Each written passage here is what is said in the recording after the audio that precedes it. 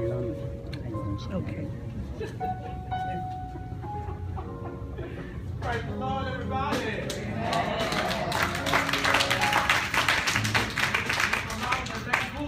My testimony.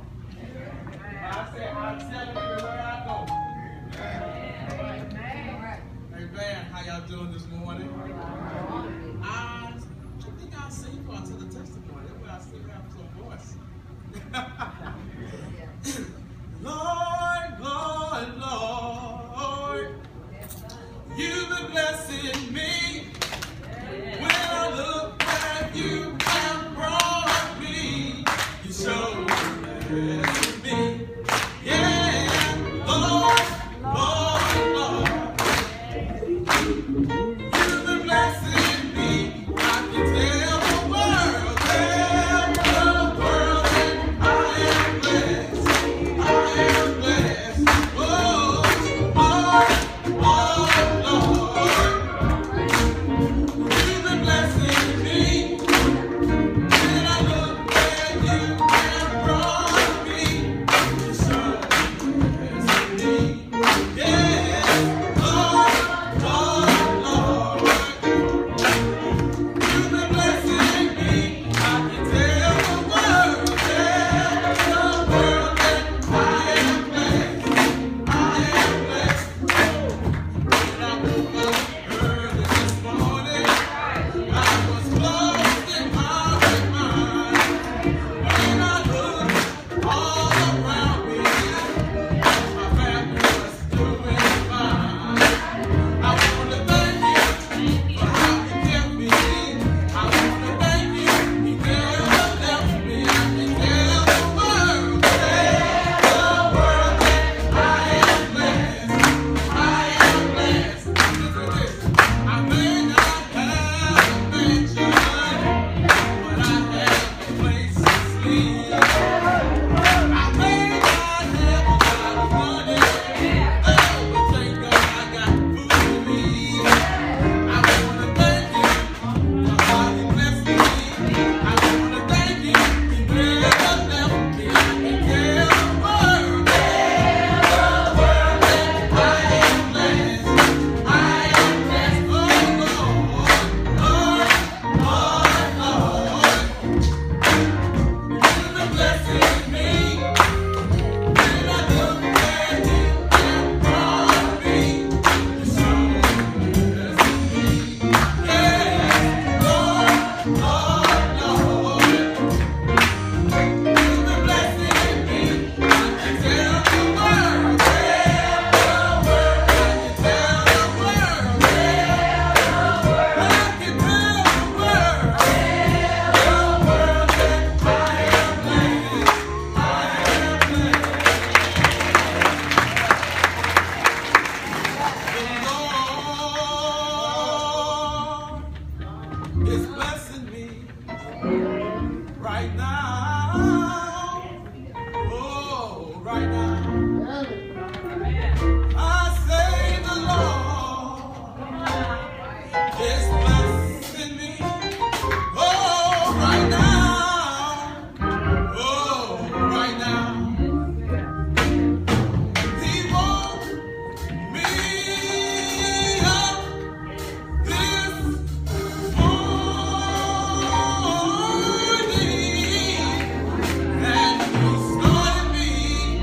he started me on my way. Oh, I say the Lord is blessing me. Oh, right now. Praise God, everybody. Praise God. The Lord is truly blessing me, not just right now, but every day. In a few days, I'll be 39 years old, and believe it or not, I'm not supposed to be here. I'm not supposed to be here. I have very many friends. I have so many few friends now, I can name them on one hand. And I always said my goal was, or not my goal, that I'm going to make it to 40 years old, because none of my friends have made it to 40 years old. Yeah. None of them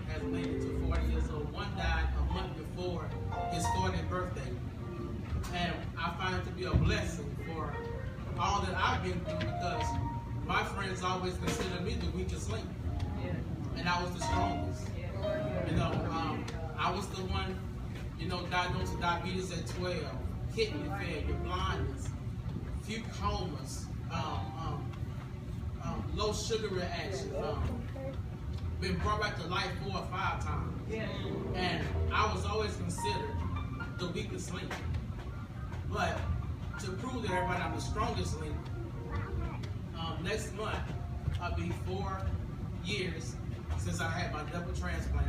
Amen. I did dialysis 4.5 years. I've been through the ringers. I have a high tolerance for pain. I tell everybody, 2 pains I can't tolerate is a headache and a toothache. And I'm so glad I got all my teeth. And I don't suffer from headaches. But, you know, I tell people to don't complain and be blessed for what God has done for you. Because there's always someone else that's worse off than you. You see me smile every day because I have no ailments. And one thing I tell people, they say, Zeke, why you smile all the time? Because every January the 1st through the 21st, I do a 21-day strictly Daniel fast. And I focus on the 9 fruits of the Spirit over those 21 days.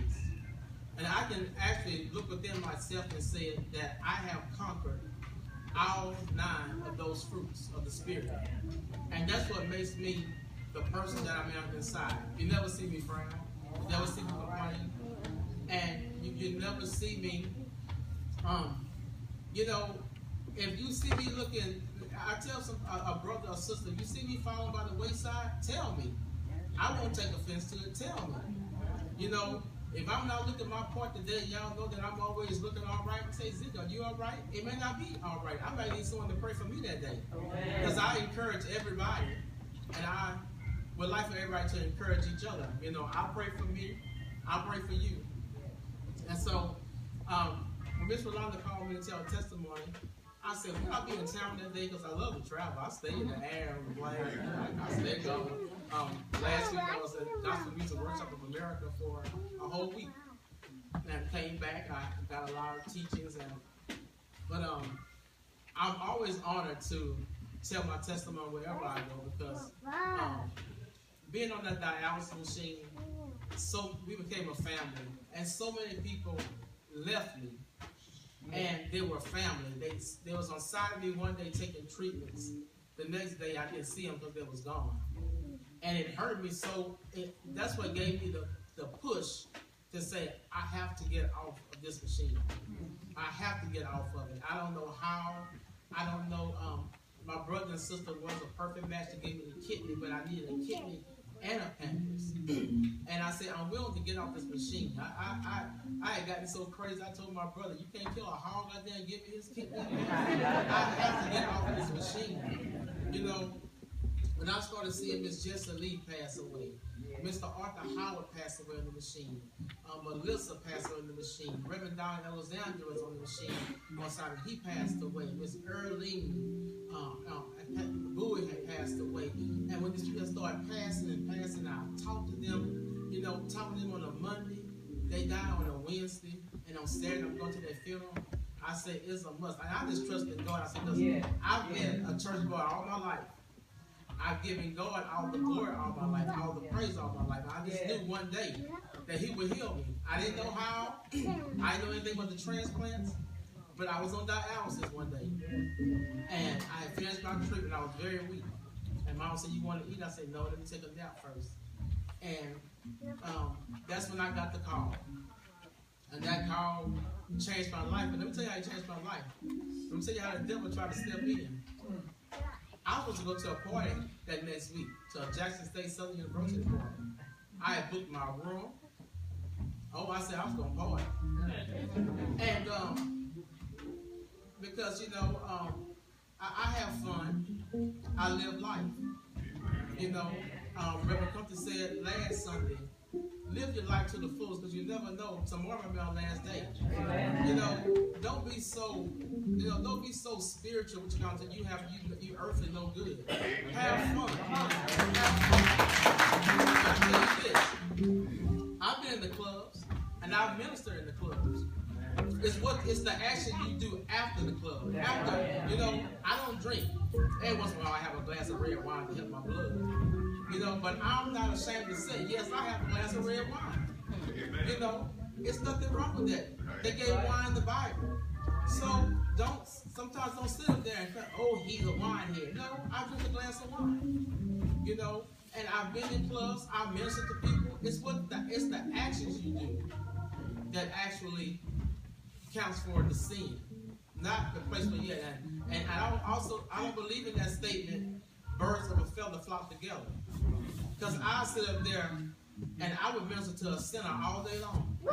And because I minister to that sinner, you see us in the same place together, that doesn't make me doing the same sin that person doing sin. So we all need to help one another. You know, like I say, I tell my testimony wherever I go because everyone didn't make it.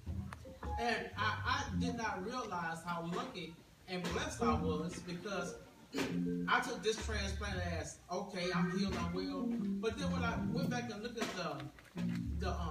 the statistics of it and how hard it is to get a double transplant and all these procedures you got to go through and all this clearance, I was like, wow, I didn't know all this. I just wanted to get out that machine, but I'm telling you, it's more than a process. They take you off the list, you take you on the list, they take you off, they put you on, and when you're off that list, you wonder, did my chance come? Or am I going to be the next one to pass away? But you keep faith in God, and He speaks to you. I meditate every day. I do a 30 minutes meditation every day. And it clears my mind, it frees my spirit. And when I come on that 30-minute meditation in the morning, I'm ready forever, the rest of the day, for my life. Whether it's to be with God, whether it's to encourage somebody, whether it's to lend a helping hand, and whether it's and to give. Most people don't know, I am a giver. I give time, I give clothes, I give money, and I was taught a lesson with the giving of food. Because let me tell you, I went to New Orleans. I was blind. I went to New Orleans and I went to a restaurant and the salad and the appetizers had filled me up. And I had a plate. You guys, my mom. I had a whole plate of shrimp and this and that. And we was walking out there in the French quarters, and a homeless person asked me for my food. But because I did not touch it, I said, no, you can't have my food because I'm going to eat it later. And I was full as a tick. God fixed it so when I got to that hotel room, I could not eat that food that day, and I couldn't eat the next day. And I broke down and cried because I ended up throwing the food away. And from that day on, I said, if a homeless person or anyone hungry asks me for my food, they can have it. Whether I touched it, didn't touch it, they can have it. And I knew I was a giving person. And why I didn't give the food is because I didn't touch it. But God fixed it so I could not eat for 2 days. That next day was getting ready to leave New Orleans. I told my friend, Bishop Paul, I said, Paul, we got to go find we got to go find that person. We have to go find her, and I want to take her out to a restaurant. I don't know how long it's been since she's been in a restaurant or had a decent meal or something to drink, and couldn't find her.